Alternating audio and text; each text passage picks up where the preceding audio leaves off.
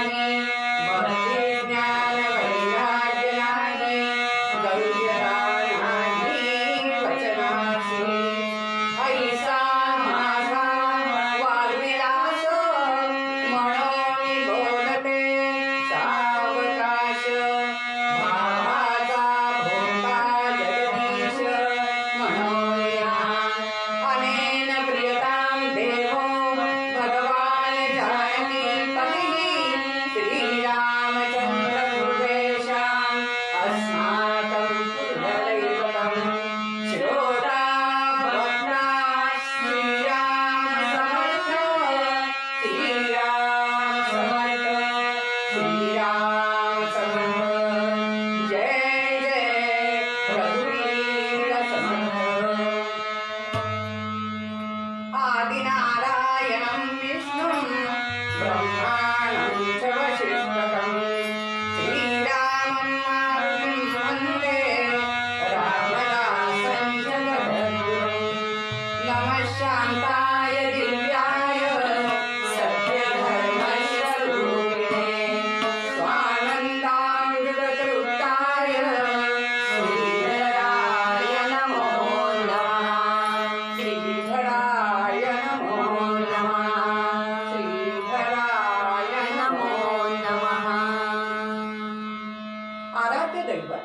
प्रभू श्रीरामचंद्र उपास्य दैवत मारुतीराज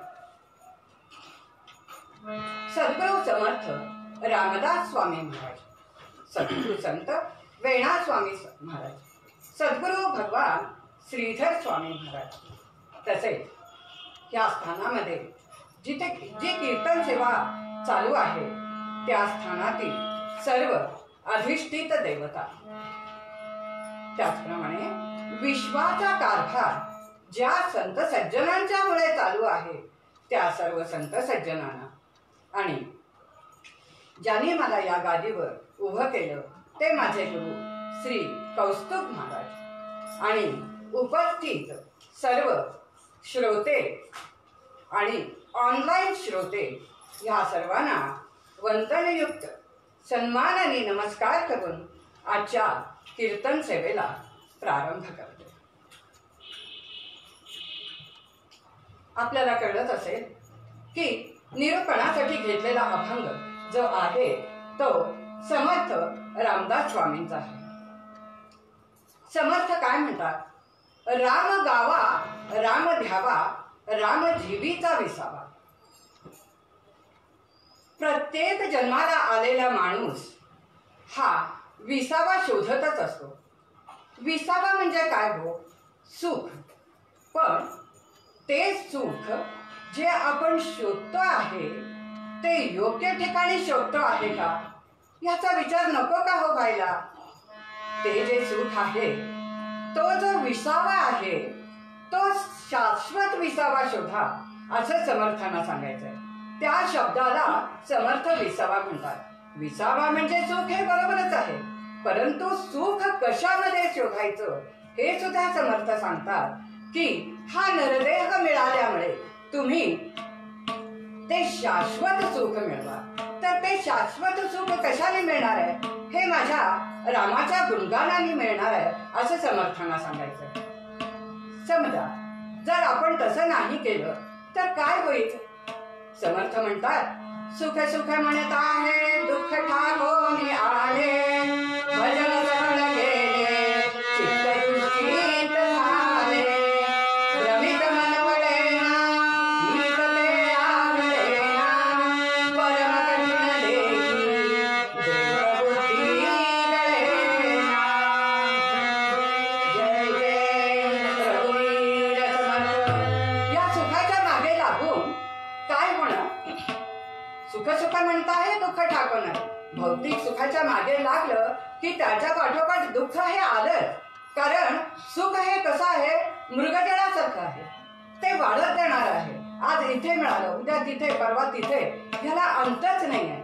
त्यामुळे ते सुख शोधता शोधता त्याच्या समोर दुःख टाकतं. मग हे दुःख कसं आपल्याला निवारण करता येईल? भ्रमित मन वेळेना चिहित ते आकळेना परम कठीण देही देहबुद्धी गळेना. म्हणजे जोपर्यंत आपली ही देहबुद्धी आपण सोडत नाही, देहबुद्धी म्हणजे विषयांचं सुख, तोपर्यंत आपण आत्मबुद्धीपर्यंत पोहोचणार नाही. आपल्या हृदयस्थ राम आहेच. तो जर राम आपण शोधला नाही आणि त्या रामाला जर इतर ठिकाणी शोधत बसलं तर ते सुद्धा मृगजळापर्यंत होईल.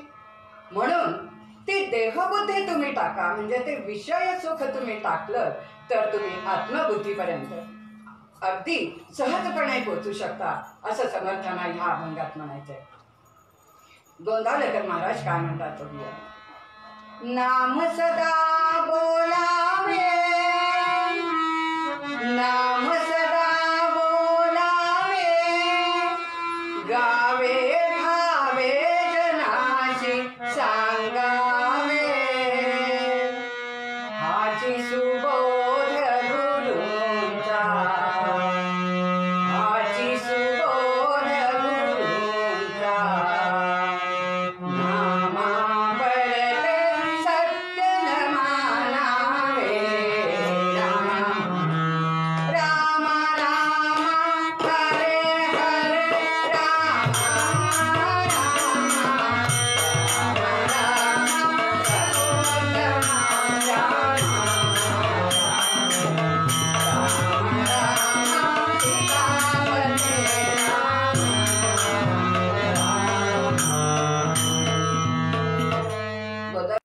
म्हणतात नाम सदा बोलावे.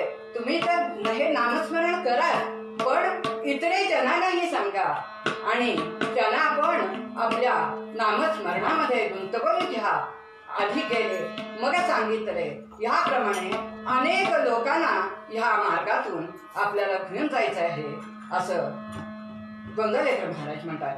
म्हणजे थोडक्यात ह्या नामस्मरणाने आपण या देहबुद्धीतून आत्मबुद्धीकडे जायचंय. प्रपंचात राहून सुद्धा आपल्याला नामस्मरण करता येतं, कारण ह्या नामस्मरणाला सोवळं नाही, ओवळं नाही, लिंगभेद नाही, पुरुष नाही, बाई नाही, लहान मूल नाही, जात नाही, पात नाही, अंघोळ केली पाहिजे, सोवळं नेसलं पाहिजे अशातला भाग नाही. कलियुगामध्ये सगळ्यात सोपं जर काय देवधर्म असेल तर तो नामस्मरण आहे. कलियुगाचा मंत्रच हा नामस्मरणावर अभिप्रेत आहे. त्यासाठी तुम्ही नामस्मरण करा असं आपल्याला सगळेच संत सांगतात. आणि ज्या देवाचं किंवा ज्याचं आपण चिंतन करतो ते गुण आपल्यामध्ये वसतात. जर आपण विषयाचं चिंतन केलं तर विषयामध्ये रुतून जाणार. जर आपण नामाचं चिंतन केलं, त्या भगवंताचं चिंतन केलं, त्या रामाचं चिंतन केलं तर आपण आपली ही देहबुद्धी हळूहळू कमी होईल.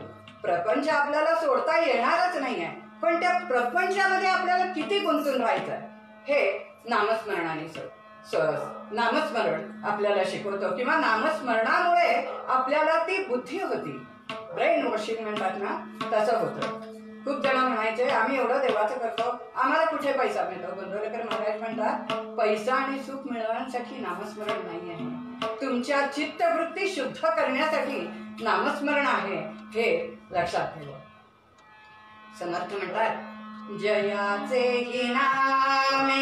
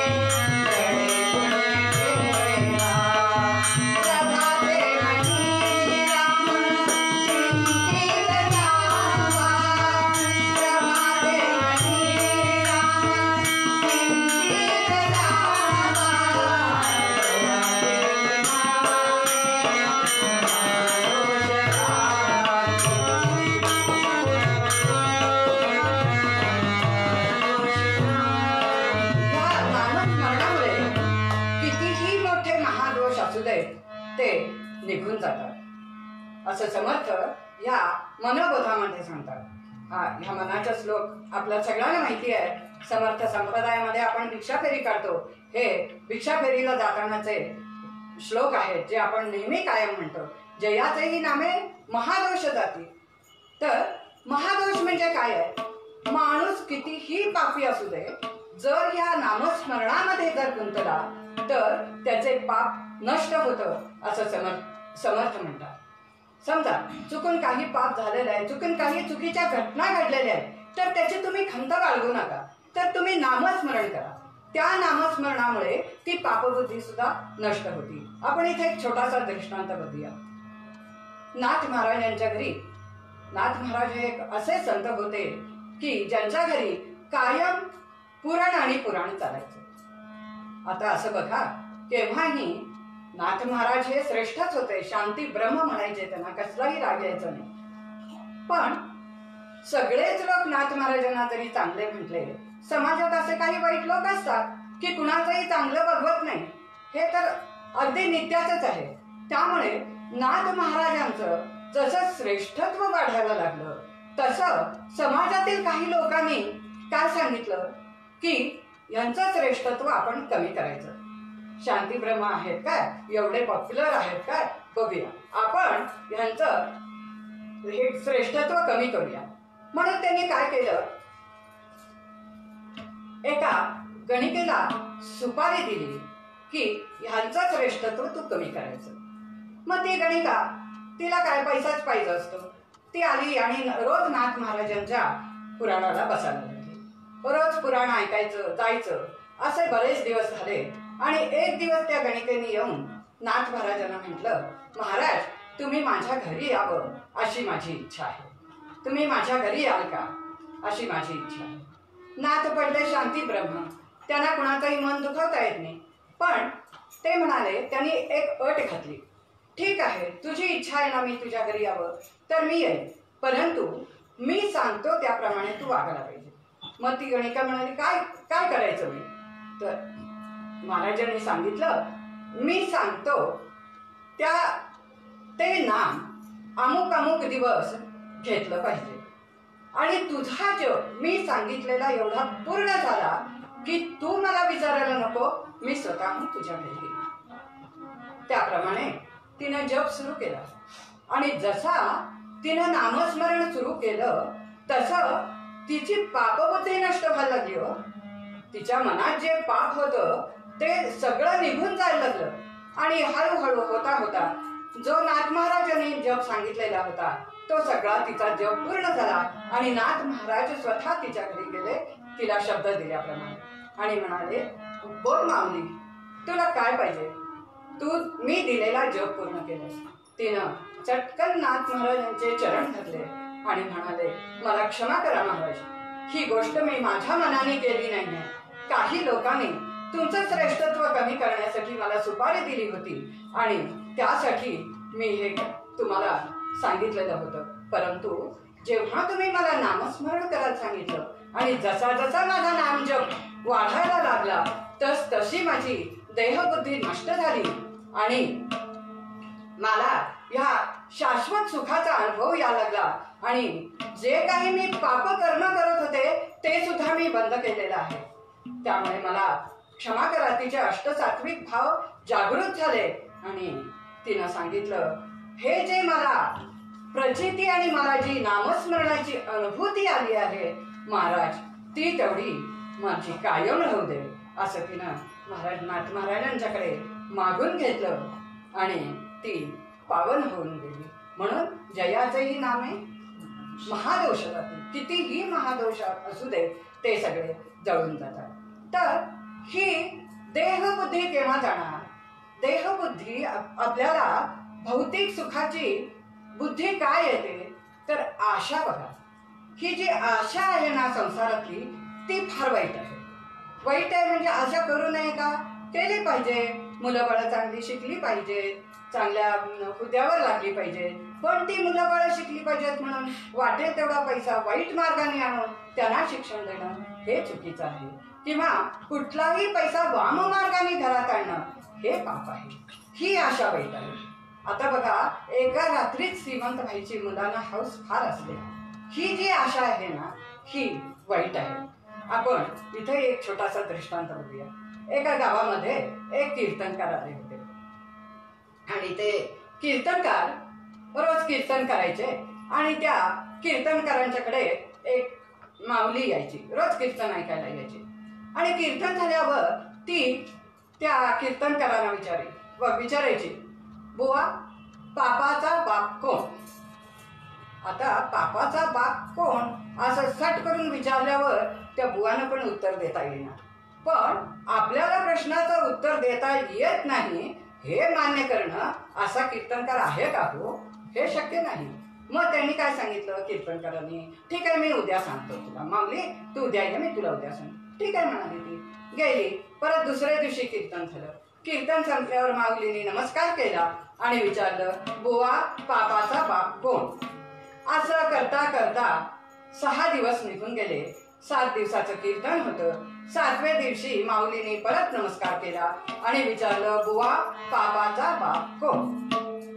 तेव्हा बुवा म्हणाले, माऊली जेव्हा तू हा प्रश्न मला विचारतीयस त्या अर्थी तुला या प्रश्नाचं उत्तर माहितीये.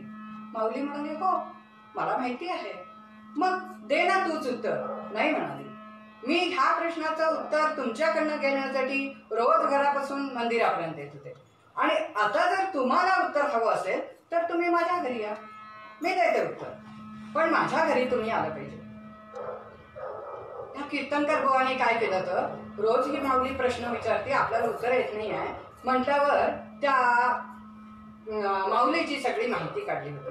ती त्या शहरातली एक प्रसिद्ध गणिका होती. त्या आता आपण हिच्या घरी गेलो तर आपल्याला परत कीर्तन मिळणार नाही. आता काय करावं हा मोठा प्रश्न पडला. त्यांनी परत सांगितलं, माऊली सांग ना उत्तर. नाही म्हणाली, तुम्ही या घरी, मी सांगते, मला उत्तर माहिती.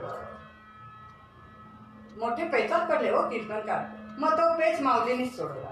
ती म्हणाली, ठीक आहे तुम्हाला माझ्या घरी नाही यायला म्हणणार, तुम्ही असं करा, माझ्या घरासमोर एक मोठा मेन रोड जातो, तिथे या तुम्ही तिथे आलात की मी तुम्हाला त्याचं उत्तरही सांगेन आणि 1000 रुपये दक्षिणा देईन. कीर्तनकार बुवा म्हणाले, ठीक आहे, काय घरी काय जायचं नाही आहे, रस्त्यावर इतके लोक असतात तर आपलं काय इतके लोक हिंडतात आपणही हिंडतो. म्हणून त्यांनी काय केलं, साधारण सामसूम असायच्या वेळेला रिक्षा केली आणि त्या रस्त्याच्या मध्ये येऊन बुवा उभारले. ती माऊली आली आणि म्हणाली, बुवा इथपर्यंत आलाय, आता माझा अंगण किती लांब आहे, या की मी तुम्हाला त्या पहिल्या दक्षिणेमध्ये आणि 1 शून्य वाढवून देते, म्हणजे 1000ची दक्षिणा 10,000 झाली. मग बुवाने विचार केला, ठीक आहे काय हरकत नाही, आता काय नाहीतरी शुकशुकाट आहे, कोणी बघत नाही आहे, थोडंसं 1 4 पावलं पुढे गेलं तर काय होतं, म्हणून बुवा जरा पुढेपर्यंत झाले. मग ती माऊली म्हणाली, माऊली बुवा तुम्ही इथपर्यंत आलाय, जरा उंबरा ओलांडून आत या की, माझं घर पवित्र होईल. तुम्ही एवढी कीर्तनं प्रवचनं करता, देवाच्या सान्निध्यात असता, माझं घर पवित्र होईल. जर तुम्ही आत आलात तर मी आणि 1 तुमच्या दक्षिणेवर 0 वाढते, म्हणजे 1,00,000 रुपये दक्षिणा आणि तुम्हाला देईल. मग कीर्तनकाराने विचार केला की आतापर्यंत काही कोणी पाहिलेलंच नाही आहे आणि आयुष्यभर मी कीर्तन केली तरी 1,00,000 रुपये मला काय मिळणार नाही. पूर्वीचे दिवस होते ते, पूर्वीच्या दिवसाला 1 रुपया सुद्धा महत्व होता. मग त्याने विचार केला, ठीक आहे जावं. मग ते कीर्तनकार आत गेले, माऊलीने बसायला पाठ दिला, मसाल्याचं दूध दिलं, 1,00,000ची थैली ठेवली आणि बुवाने विचारलं, बुवा माऊली प्रश्नाचं उत्तर. माऊली म्हणाली, बुवा अजून तुम्हाला नाही समजलं या प्रश्नाचं उत्तर? नाही ग माऊली, अहो ज्या गोष्टीसाठी तुम्ही मंदिरापासून माझ्या घरापर्यंत आला तेच त्याचं उत्तर आहे, आशा. तुम्ही ह्या आशेने जसं दक्षिणेवर 1 शून्य वाढत गेलं तसं त्या पैशाच्या आशेने नाही का आलात. खरं तर माझ्या घरात तुम्हाला प्रवेश करायचा नव्हता. थोडक्यात मुद्दा असा की असं माणूस आशेच्या मागे धावत राहिलं तर नामस्मरणाला विसरतो आणि आपलंच नुकसान आपल्या हाताने आपण करून घेतो. आता याच्याबद्दल नामदेव महाराज काय म्हणतात बघूया की हे सुख मिळवण्यासाठी काय केलं पाहिजे. नामदेव महाराज काय म्हणतात, सुखासाठी करीशी तळमाळ,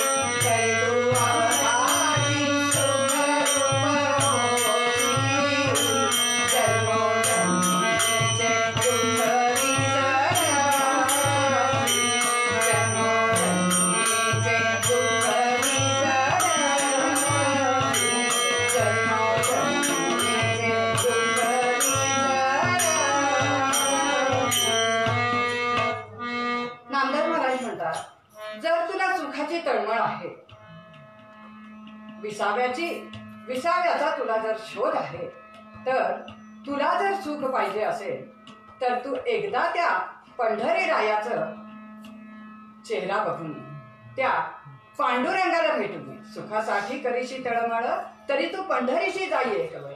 एकदा त्या पांडुरंगाचं दर्शन घे, म्हणजे तुला कळेल की हे सुख म्हणजे काय आहे. तरी तू अवघाची सुखरूप गोशी. तर अवघा म्हणजे काय आहे? इथे नामदेव महाराजांनी अवघा हा शब्द वापरलाय बघा. तर अवघा म्हणजे काय? अवघा म्हणजे जीव आणि शिव ह्याचं मिलन होणं, म्हणजे जीव आणि शिव हा एकच होणं. आपला देह आपण विसरून जाऊन आपल्यामध्ये जो परमात्मा आहे त्या परमात्म्याशी एकरूप होणं, याला अवघा असं नामदेव महाराज म्हणतात. तरी तू अवघाशी सुखरूप होशी, जन्मोजन्मीचे सुख मिळवशी. म्हणजे तू जन्मजन्मांतरेपर्यंत तुझं जीवमान असेपर्यंत तू सुखी राहशील असं नामदेव महाराज म्हणतात. आपण कापूर आरतीत म्हणतो ना, राम आणि दास दोघे पौंडले रामी, दोघे पौंडले रामी. राम आणि दास दोघे पौंडले रामी, दोघे पौंडले रामी. देवी गोनावला, देवी गोनावला, एकटी भारी. राम आणि दास दोघे पौंडले रामी, दोघे पौंडले रामी. देवी गोनावला, देवी गोनावला, एकटी भारी. राम आणि दास म्हणजे रामदास आणि राम जेव्हा एकत्र झोपले तेव्हा त्यांचं जीव आणि शिव एक झालं आणि रामदास हे रामरूप होऊन गेले. म्हणजे जीव आणि शिवाचं तत्व एक झालं. तर असं आपण नामस्मरण केलं पाहिजे, असं त्या परमेश्वराला आपण आपलंच करून घेतलं पाहिजे. ते अगदी सोप्या पद्धतीने म्हणजे नामस्मरणाने आपण प्राप्त करून घेऊ शकतो. वेणास्वामी काय म्हणतात बघू.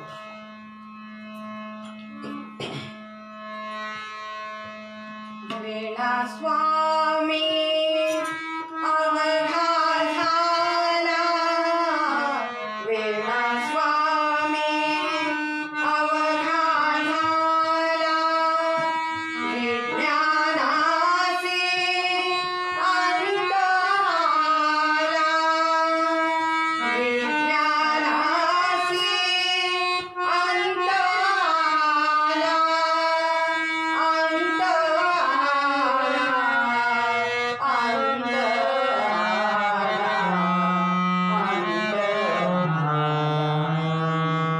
आम्ही स्वामींचे अंकित, आम्ही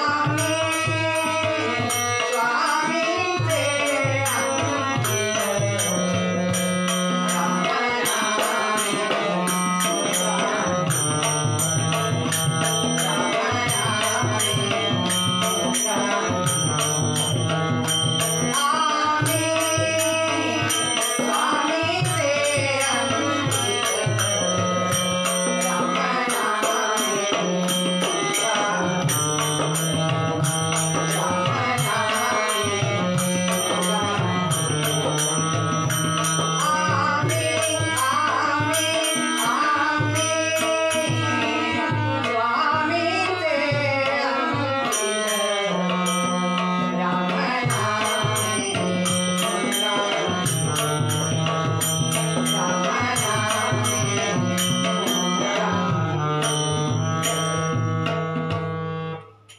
वेणास्वामी म्हणतात, ज्ञानाच्या विपरीत विपर्यासाने ते टाकून दिल्यावर जेव्हा ही रामनामाची मुद्रा आपण आपल्या अंगावर घेऊ त्यावेळेला आपला जीव अवघा होतो, म्हणजे त्या रामरायाशी एकरूप होतो.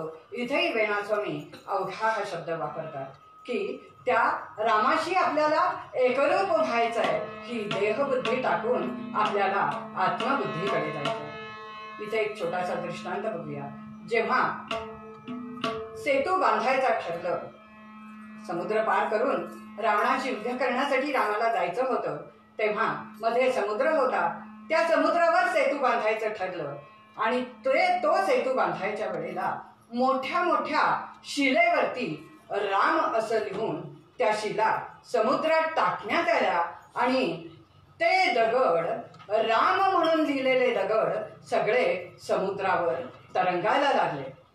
त्याचप्रमाणे हा जो आपला नरदेह रूपी दगड आहे, या दगडावर जर आपण ही रामाची मुद्रा घालून घेतली तर आपणही हा संसार रूपी भवसागर नाही का हो पार करून जाणार.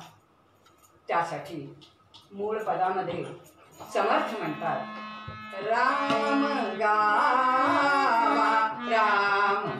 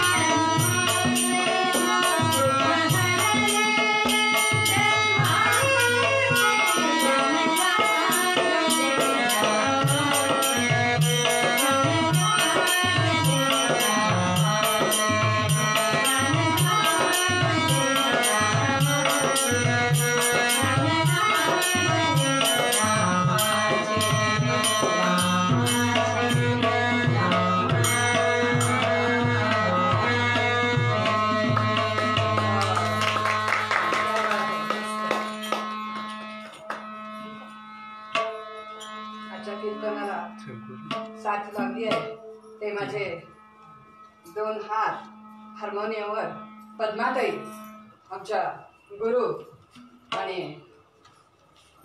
तबल्यावर गजानन हे दोघंही आम्हाला कायम साथ देतात. फोन केला की लगेच हजर होतात, त्यामुळे मी त्यांची ऋणी आहे. त्याचप्रमाणे आज माझ्या मैत्रिणी सुद्धा इथे कीर्तन ऐकायला आलेल्या आहेत, त्यांनाही मी धन्यवाद देते. त्याचप्रमाणे ऑनलाईन श्रोत्यांना सुद्धा मी नमस्कार करते. आज बाबरी मशीद पाडलेला दिवस आहे आणि राम आपले बाहेर आलेले आहेत. त्या ह्याच्यातून रामाच्या मूर्ती होत्या. हा चांगलाच योग आलेला आहे आणि कौस्तुभ महाराजांनी संजीवन समाधीच्या निमित्ताने हा कीर्तन सप्ताह आयोजित केला आणि त्यामध्ये मला कीर्तन सेवेची संधी दिली. याबद्दल मी त्यांची सुद्धा खूप खूप ऋणी आहे. आम्ही त्यांचे आभार मानूच शकणार नाही, कारण आम्ही त्यांच्या ऋणातूनही मुक्त होणार नाही.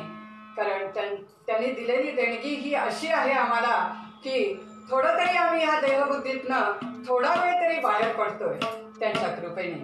म्हणून मी त्यांना सुद्धा नमस्कार करतो.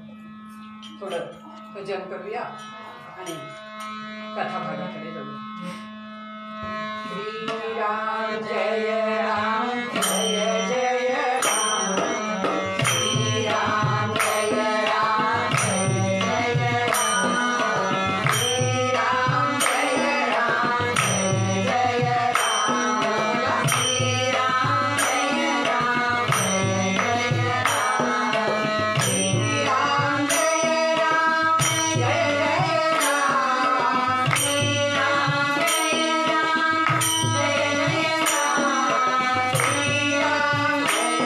राम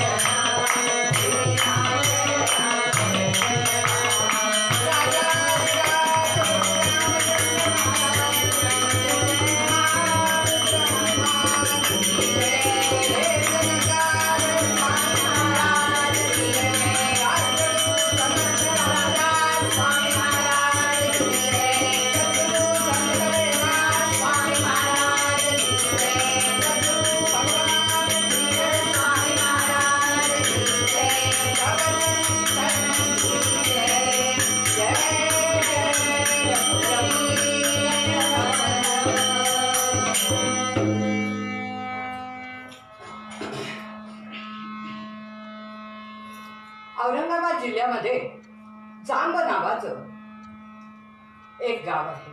आता त्याला जांब समर्थ म्हणून ओळखतात. पूर्वी फक्त जांब या नावाने ओळखत होते. त्या जांबेमध्ये सूर्याजी पंत आणि राणूबाई अशा दाम्पत्याचा संसार सुरू आहे. कसं होतं हे दाम्पत्य? विद्याविभूषित, गोपाल रक्षक, ब्राह्मणांचा सन्मान करणारे असं हे दाम्पत्य होतं.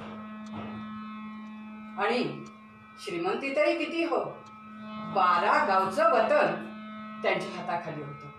पण सर्व आपल्या हाताखाली असलेल्या लोकांना अतिशय आनंदामध्ये राणूबाई आणि सूर्याजी पंत ठेवत होते. सूर्याजी पंत ठोसर हे त्यांचं आडनाव. आणि ह्या घराण्याला पिढ्यानपिढ्या सूर्योपासना होती या घराण्याची. त्याचप्रमाणे राणूबाई आणि सूर्याजी पंत सुद्धा ही सूर्योपासना करत होते आणि रामाची उपासना सुद्धा ह्या घराण्यामध्ये होती. एक सूर्याजी पंतांचा एक नियम होता की रोज माध्यान समयाला दारामध्ये उभं राहायचं. कोण नवा अतिथी गावात येतो का बघायचं, त्याला बोलवून आत आणायचं आणि त्याची पाद्यपूजा करून त्याला जेव खाऊ घालून त्याचा योग्य तो सन्मान करून पाठवून द्यायचा. त्याचप्रमाणे आज सुद्धा सूर्याजी पंत दरवाजात उभे आहे, पण किती वेळ झाला तरी त्यांना अतिथी दिसेना. आणि थोड्या वेळाने जरा दूरवर पाहिल्यावर त्यांना दिसलं की एक विप्र येत आहे, एक ब्राह्मण येत आहे. सूर्याजी पंत लगबगीने पुढे गेले. त्या ब्राह्मणाला त्यांनी बोलवलं आणि बोलवून त्याला आपल्या घरी घेऊन आले. स्वयंपाकाची सिद्धी राणूबाईंनी केलेलीच होती. त्याचा यथोचित सन्मान केला, त्याची पाद्यपूजा केली, त्याला जेवू खाऊ घातलं. तो तृप्त झाला. त्याला वस्त्रदान दिलं आणि दक्षिणा देऊन त्याला तृप्त केलं. हे सगळं झाल्यावर तो ब्राह्मण म्हणाला, पंत, आज मी तुमच्यावर खुश आहे. तुम्हाला जे हवं ते तुम्ही मागून घ्या. त्यावेळेला पंताने विचार केला, अरे, हा दारात आलेला अतिथी आहे. या अतिथीचा यथोचित सत्कार करणं हे आपलं काम आहे. आपण अतिथीकडे कसं बरं मागावं? अतिथीकडे मागणं हे योग्य नाही. म्हणून त्यांनी काय सांगितलं, नाही नाही, माझ्याकडे सगळं आहे आणि मी तृप्त आहे माझ्या संसारामध्ये. त्यानंतर तो अतिथी म्हणाला की आतमध्ये विचारा, म्हणजे बायकोला विचारा. तेव्हा बायकोने विचार केला, जर नवऱ्यानेच काही मागितलं नाही, आपल्या माणसाने जर काही मागितलं नाही, तर मी कशी बरं काय मागेन? म्हणून ती पण म्हणाली, नाही नाही, मी माझ्या संसारामध्ये तृप्त आहे आणि मला काहीही नको आहे. जसं नवऱ्याने उत्तर दिलं, सूर्याजी पंताने जसं उत्तर दिलं, तसं राणूबाईंनी उत्तर दिलं. पण अतिथीला माहिती होतं की इतकी श्रीमंती असून ह्यांच्या पोटी पुत्र नाही आहे, यांना पुत्र संतान नाही आहे, संतान सुख नाही. त्यावेळेला त्या ब्राह्मणाने, अतिथीरूपी ब्राह्मणाने आपलं मूळ रूप प्रकट केलं होतं. कोण होते हो ते अतिथी? तर प्रत्यक्ष सूर्यनारायण अतिथीच्या रूपाने त्यांच्या घरी जेवायला आले होते आणि म्हणाले, पंत, अहो, पिढी जात तुमच्याकडे सूर्योपासना आहे आणि तुम्ही काहीच नाही म्हणून सांगितलं. मी जाणतो तुमची खंत. तुम्ही नाही मागितलं तरी आज मी तुम्हाला 2 वर देतो. तुम्हाला 2 पुत्र होतील. पहिला पुत्र होईल, तोही परमार्थिक जीवन जगेल आणि प्रपंच पण करेल. प्रपंच आणि परमार्थ, तुमचा असलेला प्रपंच, तुमची पिढी जात असलेली जमीनदारी पण तो सांभाळेल आणि परमार्थातही मोठा अधिकारी होईल. आणि दुसऱ्या वराने जो दुसरा पुत्र मी देणार आहे, तो मात्र प्रपंचात राहणार नाही. तो विश्वाचा संसार करेल. असं त्या अतिथीने, सूर्यनारायणी, प्रत्यक्ष सूर्यनारायणांनी असे वर देऊन सूर्यनारायण गुप्त झाले. राणूबाई आणि सूर्याजी पंतांना अतिशय आनंद झाला. प्रत्यक्ष सूर्यदेवानी हे आपल्याला वरदान दिलं आहे म्हणून त्यांचे दिवस आनंदात जाऊ लागले आणि त्यांच्या वराप्रमाणे, त्यांनी दिलेल्या आशीर्वचनाप्रमाणे पहिला पुत्र झाला, ज्यांना आपण गंगाधर स्वामी असं ओळखतो. फार मोठे परमार्थिक अधिकारी गंगाधर स्वामी होते. म्हणजे गंगाधर असं नाव ठेवलं त्यांचं, पण पुढे ते गंगाधर स्वामी म्हणून पारमार्थिक उच्चताही होती. त्याचप्रमाणे त्यांनी प्रपंच सुद्धा सूर्याजी पंतांचा व्यवस्थित सांभाळायला घेतला होता.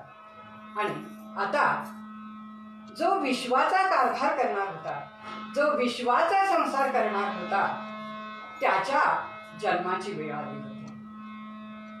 राणूबाई गावामध्ये रामाचं मोठं मंदिर होतं आणि त्या मंदिरामध्ये रामनवमीचा उत्सव फार जोरात चालायचा. अखंड नामस्मरण, कीर्तन, प्रवचन, भजन असा कोलाहल चालू होता 7 दिवस. आणि आज मुख्य रामनवमीचा दिवस होता, राम जन्माला यायचा दिवस होता. आणि राणूबाईंच्या मनात यायला लागलं, आज रामनवमी आहे, आज माझ्या पोटी राम जन्माला येईल का? राणूबाईंचे दिवस भरत आले होते आणि त्यामुळे त्यांना असं वाटत होतं की आज राम जन्माच्या वेळेलाच माझ्या पोटी हा राम जन्माला यावा. रामनवमीचा दिवस मंदिरात, रामनवमीचा दिवस मंदिरात,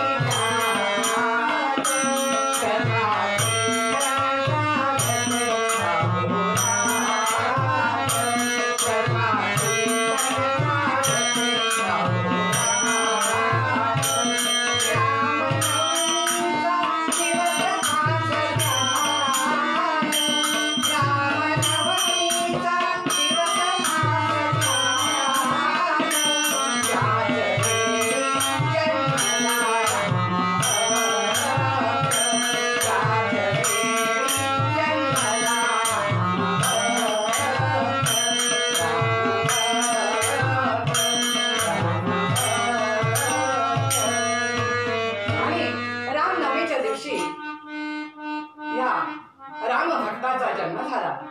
आपल्याला सगळ्यांना माहिती आहे, आपल्या मंदिरामध्ये सुद्धा आपण कीर्तन करतो की राम आणि हे समर्थ एकाच दिवशी जन्माला आले. त्या मुलाला पाळण्यात घातलं आणि त्याचं नाव नारायण असं ठेवलं गेलं.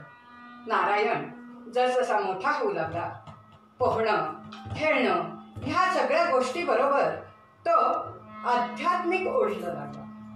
अध्यात्माची ओढ नारायणाला अतिशय होती आणि त्याचप्रमाणे तो देशामध्ये जे काही चाललेलं आहे त्याचा विचार त्याच्या मनात यायचा. त्यावेळेला परकीयांचं आक्रमण होतं. भरपूर खेळणं पोहणं हे सगळं असताना सुद्धा हा नारायण अतिशय उदास व्हायचा ही देशाची परिस्थिती बघून आणि अंतर्मुख व्हायचा. एक दिवस काय झालं, ह्या नारायणाला सगळेजण शोधतायत तर हा कुठेच सापडेना. त्यावेळेला राणूबाई धान्य आणण्यासाठी कोठीमध्ये गेल्या होत्या आणि अंधारामध्ये त्यांच्या पायाला स्पर्श झाला नारायणाला. त्याने विचारलं, कोण आहे? तेव्हा नारायण म्हणाला, आई मी नारायण. राणूबाई म्हणाल्या, नारायण? अरे तू इथे काय करतोयस? त्यावेळेला नारायणाने आईला काय उत्तर दिलं ते बघा. भगवंताने विश्व निर्मिले, भगवंताने विश्व निर्मिले, लीलाची जणू झाली. भगवंताने विश्व निर्मिले, लीलाची जणू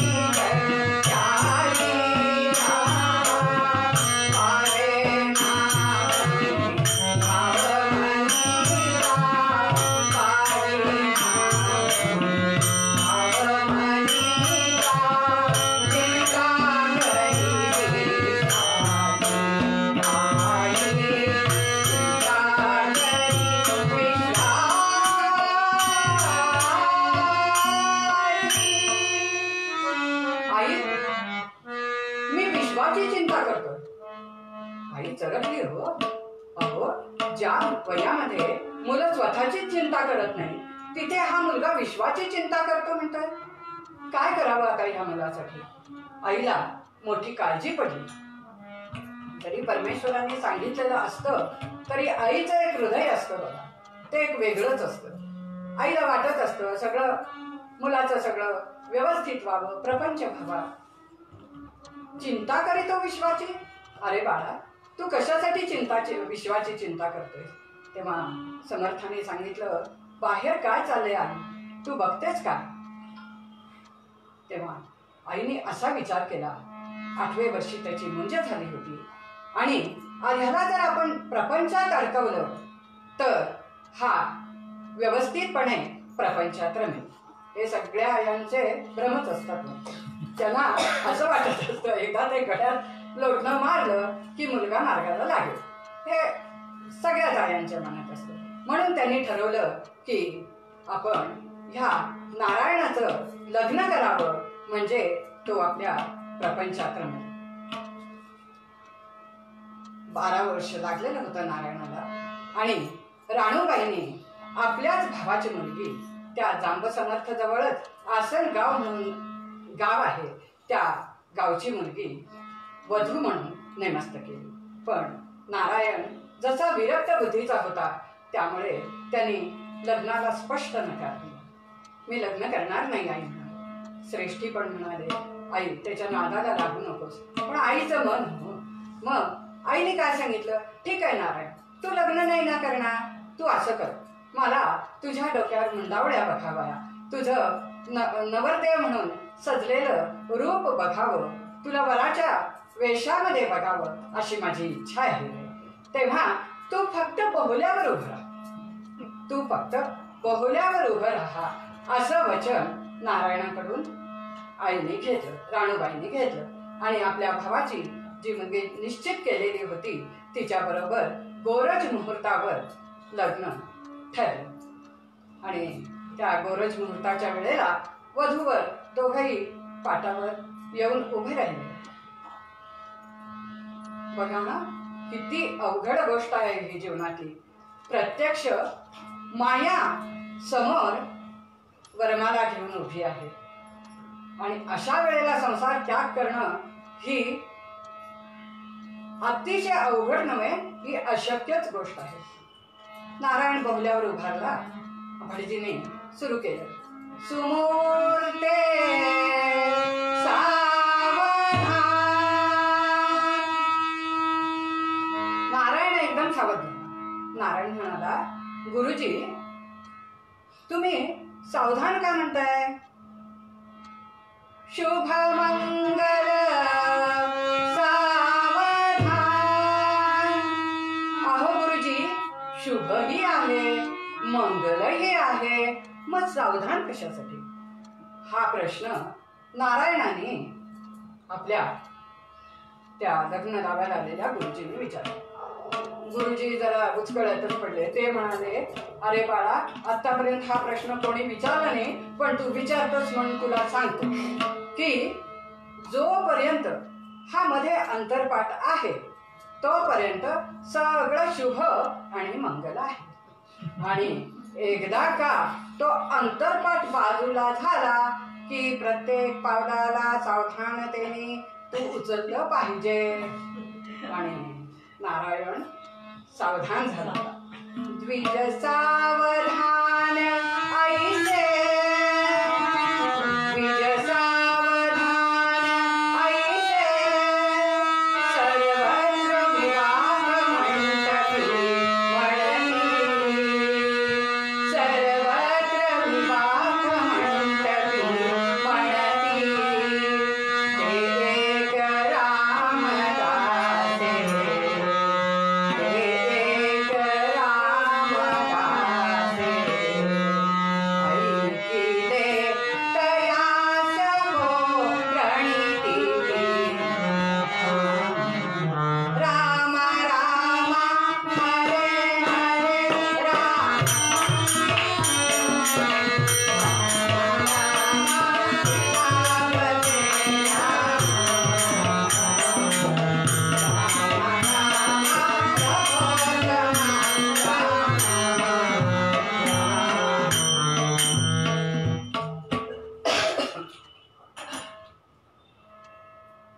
द्विज सावधान ऐसे सर्वत्र विवाह मंटपी म्हणती. ते एक रामदासे ऐकले.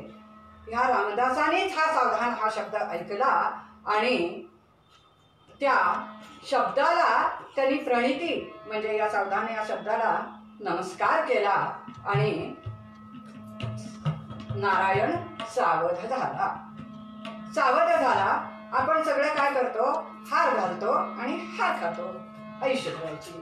तर असो, तर नारायण सावध झाला आणि त्यांनी विचार केला, आता जर हा अंतरपाठ निघायच्या आधी जर आपण इथे उभं राहिलो तर आपण प्रपंचात पडणार आणि हा विश्वाचा कारभार, आपला हा विश्वाचा संसार करणं आपल्याला कधीच शक्य होणार नाही. म्हणून नारायणाने काय केलं, विरक्त बुद्धी बघुनी उदासीन नारायण बनला.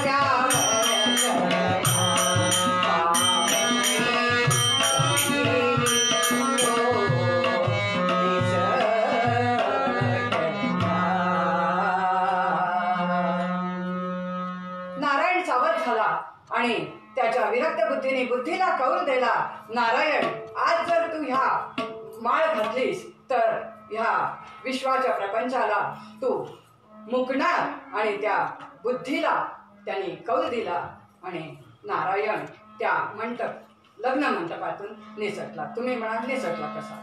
कारण ते लग्न गोरज मुहूर्तावर होतं. गोरज मुहूर्तामध्ये बघा केव्हाही गोधुळी यायच्या वेळेला म्हणजे काही परत यायच्या वेळेला त्यावेळेला अंधार असतो.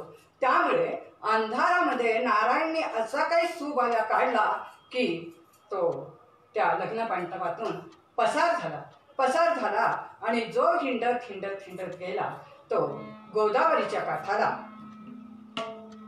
नाशिक क्षेत्री टाकडीजवळ येऊन त्यांनी नारायणाने तपश्चर्येला प्रारंभ केला. कशी हो, किती घोर तपश्चर्या केली.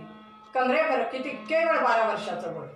त्या पाण्यामध्ये उभं राहावं, गोदावरीच्या पाण्यामध्ये कमरेभर पाण्यात उभं राहावं. श्रीराम जय राम जय जय राम हा त्रयोदाक्षरी मंत्र आणि गायत्रीचं पुरश्चरण त्यांनी 12 वर्ष केलं. आणि ह्याच काळामध्ये बऱ्याच लोकांनी त्याला पाहिलं.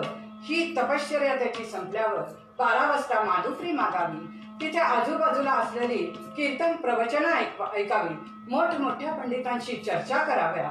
आणि त्याच वेळेला नारायणाला सगळे ओळखू लागले आणि त्याला त्याची रामभक्ती बघून त्याला रामदास म्हणून ओळखायला लागले गावातले लोक. असं होता 12 वर्ष झाली आणि 12 वर्षामध्ये ही जी तपस्साधना केली होती त्यामध्ये समर्थाने नारायण या रामदासाने बरेच सिद्धी प्राप्त केल्या. अरिमा गरिमा आणि बऱ्याच सिद्धी ह्या राम नाम मंत्राने ह्या रामदासांना प्राप्त झाल्या होत्या.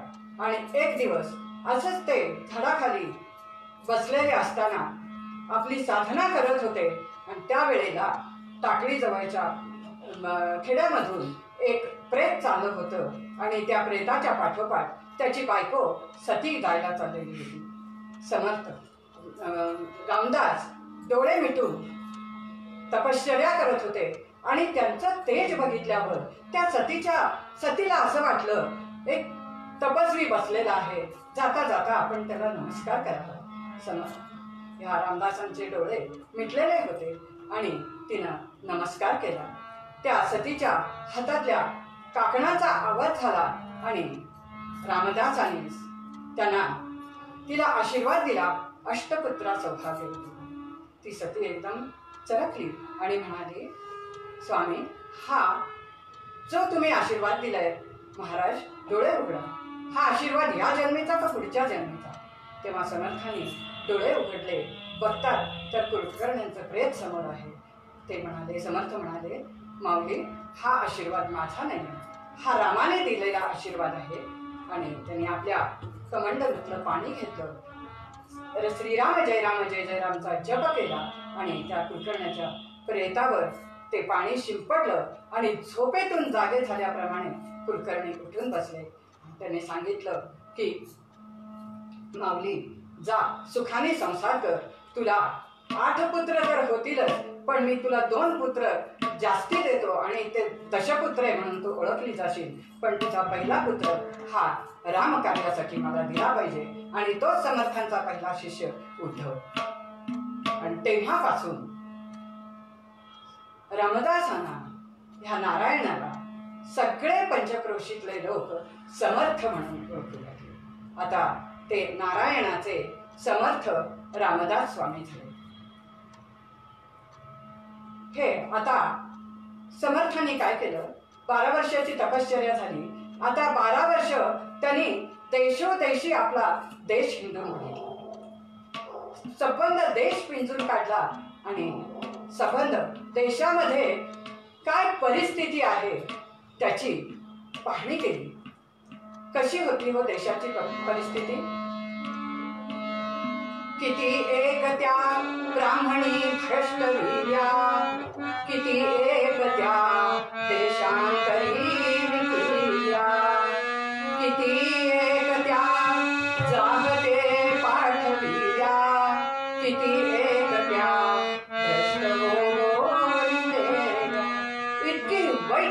परिस्थिती भारत देशाची झालेली होती.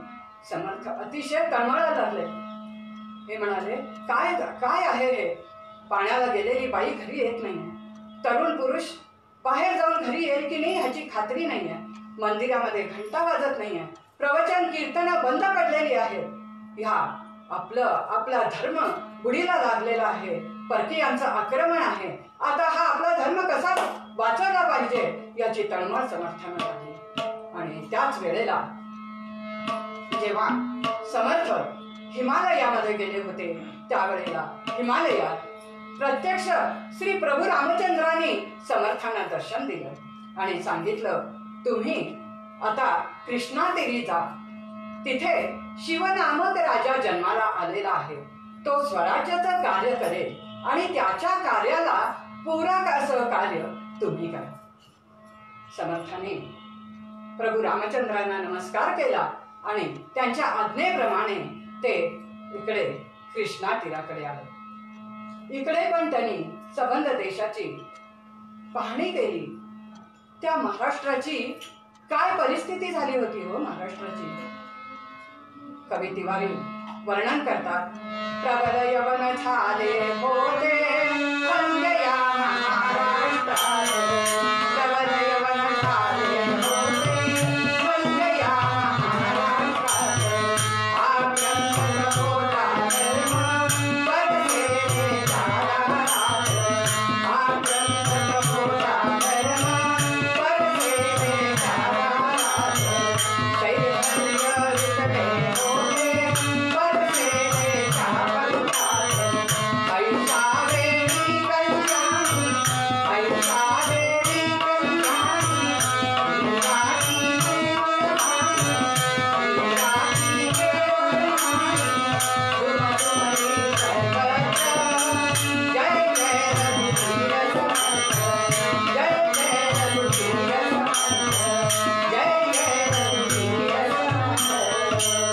आणि जय जय रघुवीर समर्थ हा नारा देऊन संबंध महाराष्ट्र समर्थांनी देशोदेशी जाऊन ह्या मेलेल्या महाराष्ट्राला जिवंत केलं. हे जे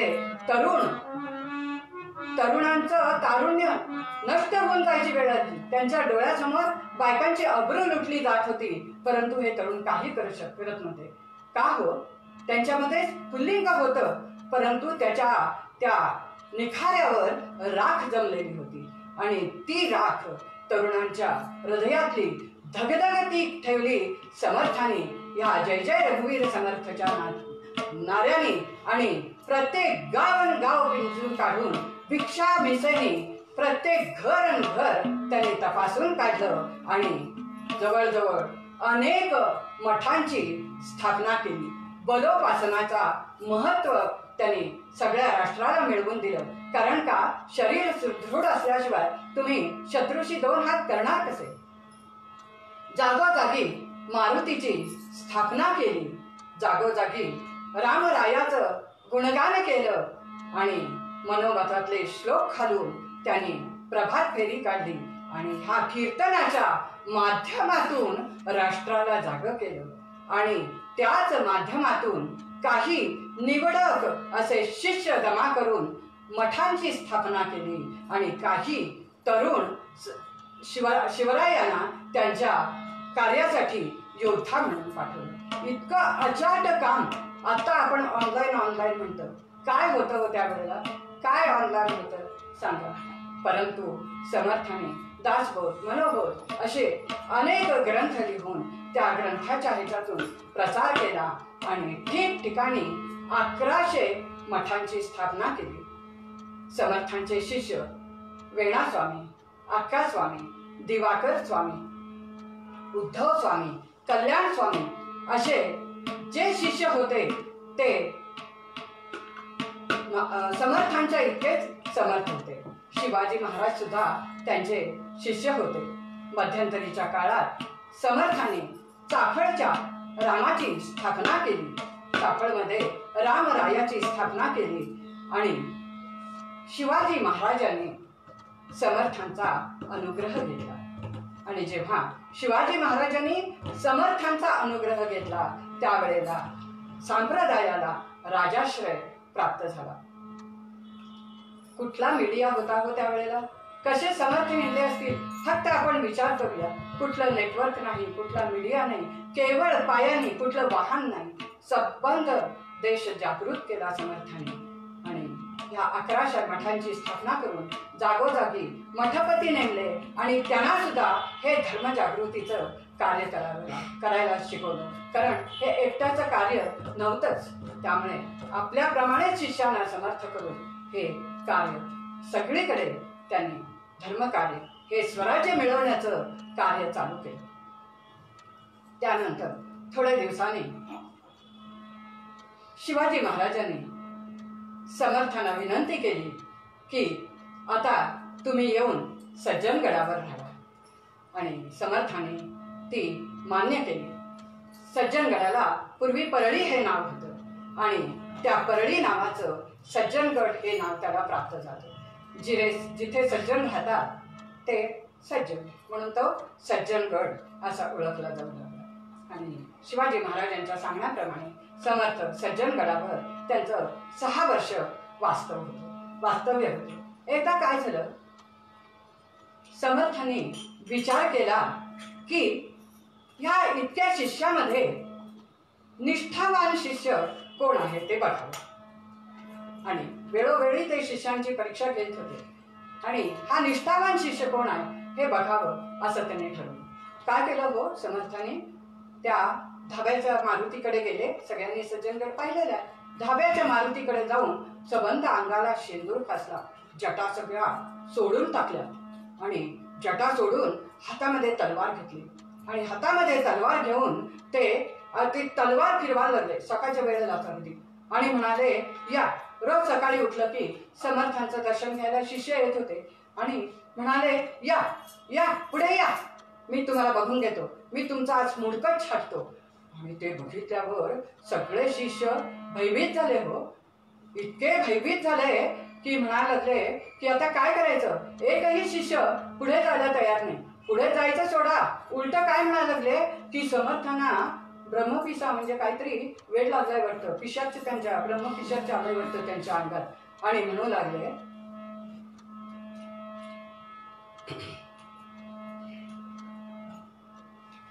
पळा पळा रवहे दादा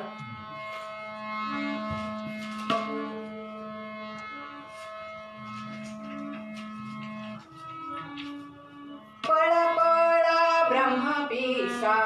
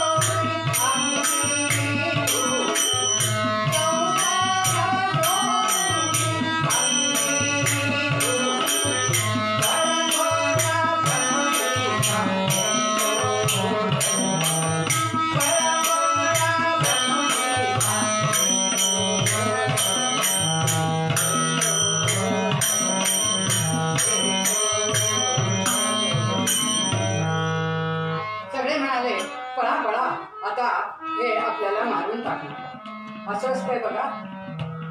कल्याण स्वामी हे पट्टशिष्य होते समर्थांचे. हे सगळ्यांना माहिती होतं की कल्याणावर विशेष जीव समर्थांचा आहे आणि अशा शिष्यांच्यावर काही जणांचा राग असतोच ना, म्हणतात ते जास्त लाडके. पण या वेळेला सगळ्या शिष्यांनी मिळून विचार केला, आता जर समर्थांच्या जवळ जायचं असेल तर कल्याण स्वामीच हे काम करू शकतात. म्हणजे जेव्हा अडचण येते तेव्हा कल्याण स्वामी चांगले. लगेच धावत धावत कुठे आहेत कल्याण स्वामी, कुठे आहेत कल्याण स्वामी, सगळे शोधायला गेले कल्याण स्वामी. आणि कल्याण स्वामींना सांगितलं, अरे कल्याणा, आपल्या समर्थांना बघ वेळ लागलेला आहे असं वाटायला लागले आम्हाला. ते तलवार घेऊन हातामध्ये फिरवत आहेत आणि शिष्यानं म्हणतायत या जवळ या जवळ असं म्हणायला लागले. बघ तू तरी काय करतोस का. मग कल्याण स्वामी म्हणाले ठीक आहे. आणि कल्याण स्वामी समर्थांच्या जवळ गेले आणि समर्थ म्हणाले ये ये, तुझीच एक कमी होती, ये जवळ ये. त्याबरोबर कल्याण स्वामी जवळ जवळ जायला लागले आणि समर्थ जोर जोरात तलवार फिरवायला लागले. तर तसा तसा कल्याण आणखीन जवळ जाऊ लागला. अहो, वाघाची भीती बाकीच्या असते हो, वाघाच्या पिल्लाला कशी असेल. आणि कल्याण स्वामी त्या समर्थांच्या जवळ जवळ जायला लागले आणि समर्थ मागे मागे जात आहेत आणि म्हणतात ये पुढे ये पुढे.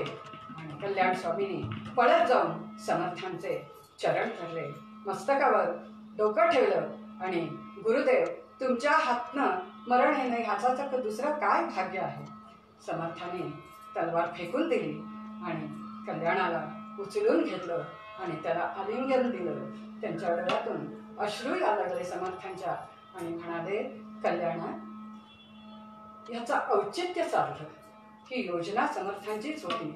याचा औचित्य साधून समर्थांनी कल्याणाला सांगितलं, कल्याणा, तू आता डोंगाव आणि परांड्याला जाऊन हे धर्मकार्य करायचं, माझं रामकार्य करायचं आणि तिथे जायचं आणि हे धर्मसंस्थापनेचं कार्य करायचं. पण मी जोपर्यंत बोलवत नाही तोपर्यंत तू गड चढायचा नाही, गडावर यायचं नाही.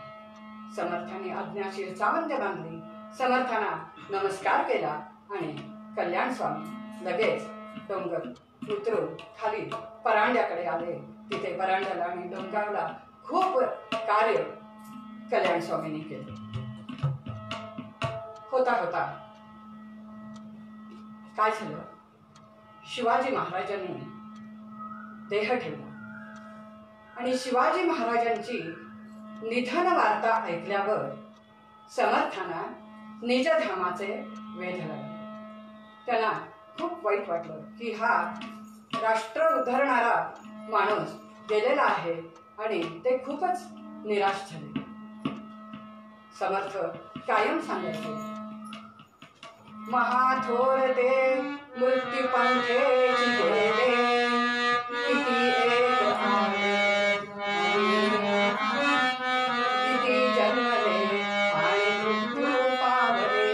इतके महाथोर आले आणि गेले असं निर्विकारपणे सांगणाऱ्या समर्थांना शिवाजी महाराजांची निधन वार्ता चटका लावून दिली.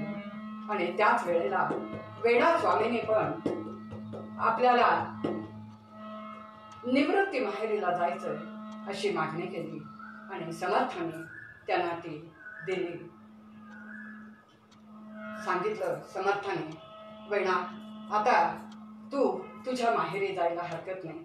आणि सज्जनगडावर समर्थाने कीर्तन करून समर्थांच्या चरणावर चैत्रवद्य चतुर्दशी युक्त अमावस्येला आपला देह समर्थांच्या चरणावर विसर्जित केला. आणि समर्थ तिला मानस कन्या मानत होते आणि त्या कन्येला त्यांनी स्वतःच्या हाताने अग्निसंस्कार केले. त्या अग्निसंस्कारातून एक चाफ्याचं झाड आलं आणि त्या चाफ्याच्या झाडाच्या सगळ्या फांद्या एकाच दिशेला म्हणजे आग्नेय दिशेला वाढत होत्या. त्यावेळेला समर्थ जेव्हा हिंडायचे आपल्या शिष्यांच्या बरोबर, तेव्हा शिष्य म्हणायचे, हे असं कसलं झाड आहे, असं कसं या एकाच दिशेला वाढतं. तिथे वेणा स्वामीचा अग्निसंस्कार झाला, त्या राखेतूनच ते झाड उगवलेलं होतं. म्हणजे प्रत्यक्ष वेणा स्वामी गेल्यावर सुद्धा त्या झाडाच्या रूपात गुरुसेवेसाठी आलेले होते. समर्थ नुसते हसायचे. आणि आता काय झालं, समर्थांचा देह दिवसेदिवस क्षीण होतो.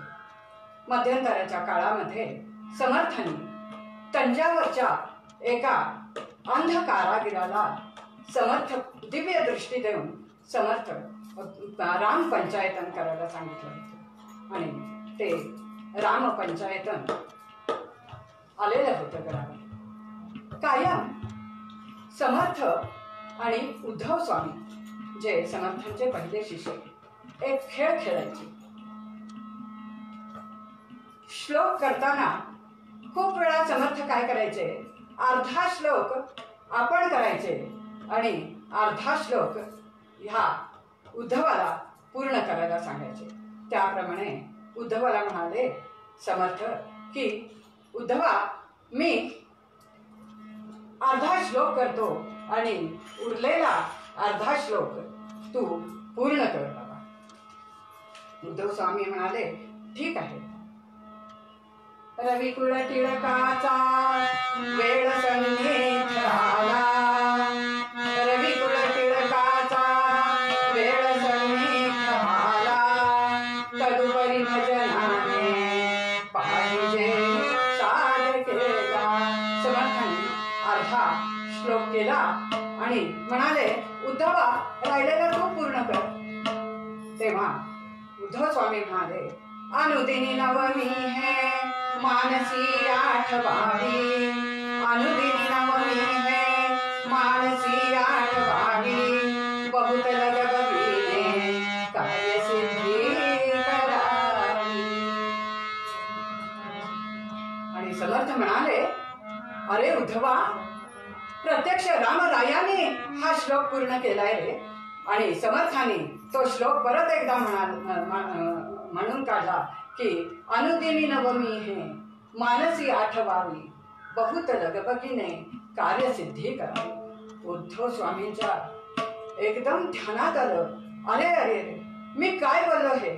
समर्थ निजधामाला जायचा विचार करतात आणि आता माघ महिना चालूच होता आणि आता फारच थोडे दिवस आता आपले सद्गुरू आपल्या बरोबर आहेत आणि नवमीला आता समर्थ महानिर्याण करणार हे त्यांच्या सगळ्या शिष्यांना कळलं आणि कल्याण ह्या उद्धव स्वामींच्या डोळ्यातनं घळाघळा अश्रू यायला लागले. काय बोललो मी हे आमच्या गुरूंच्या बाबतीत, काय बोललो. तेव्हा समर्थ म्हणाले शोक करू नकोस, ही रामरायाचीच इच्छा आहे. मध्यंतरीच्या काळामध्ये त्या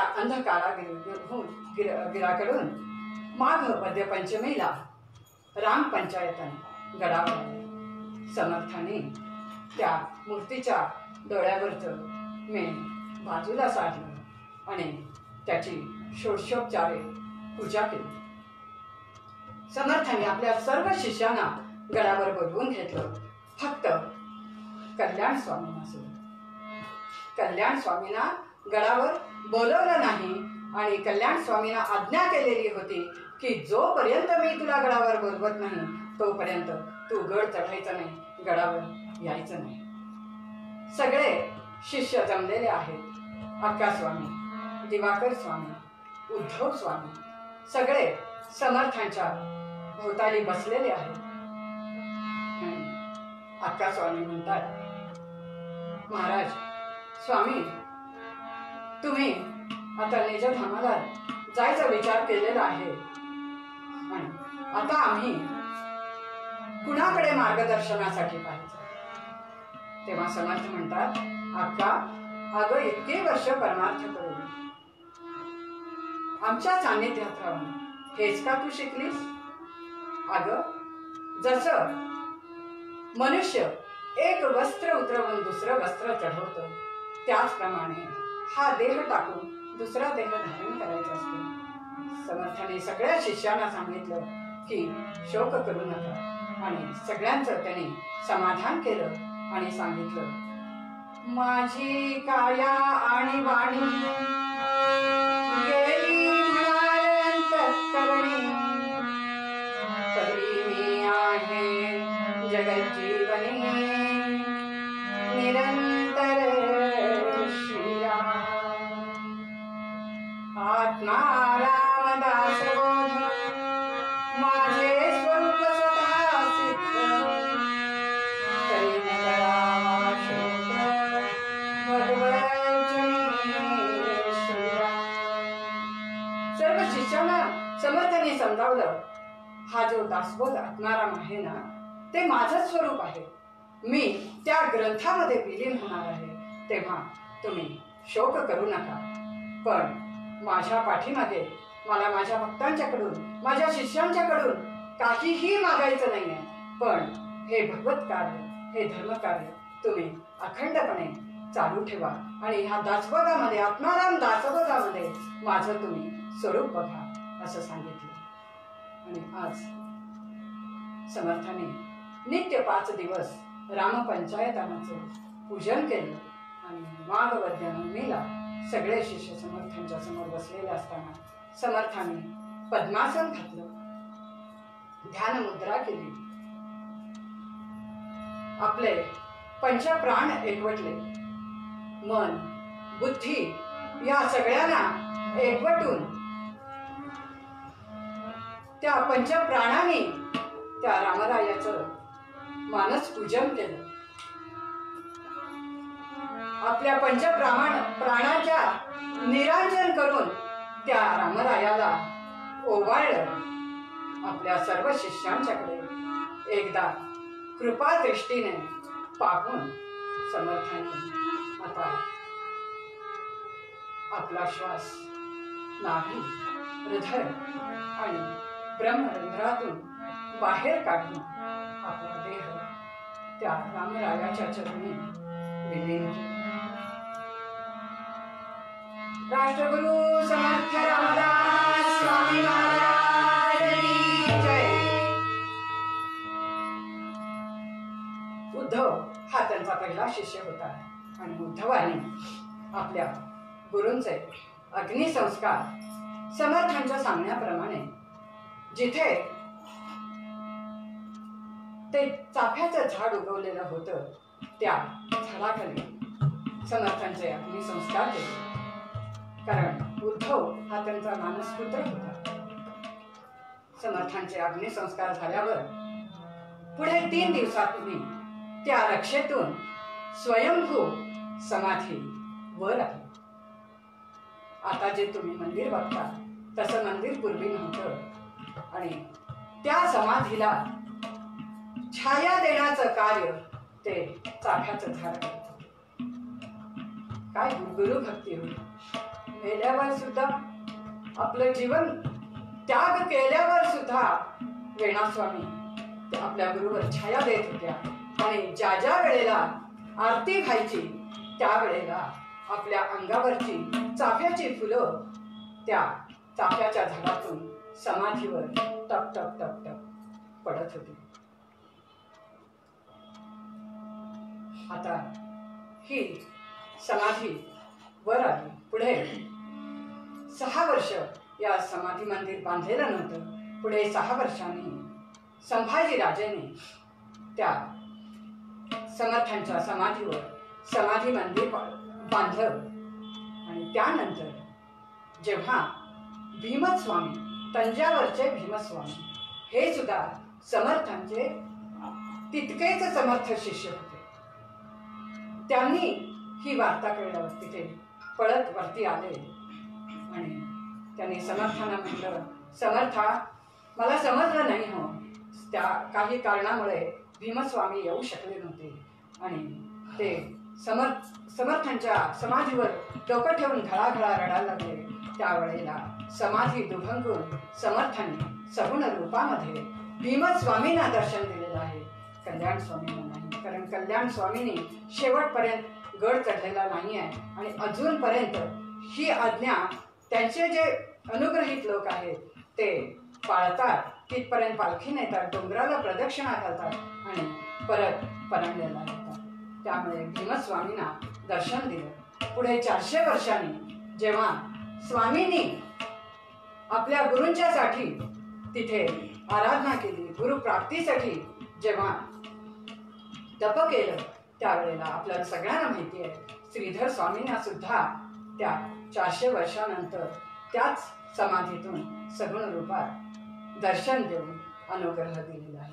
म्हणजे अजूनही हे संत लोक आपल्यामध्ये आहेत हा मुद्दा घ्यायचा आहे. आणि त्यांनी जी काही शिकवण आपल्याला दिलेली आहे त्या शिकवणे आपण जाऊन आपलं जीवन सुद्धा धन्य करून घ्यायचं आहे. म्हणून समर्थ राम गावा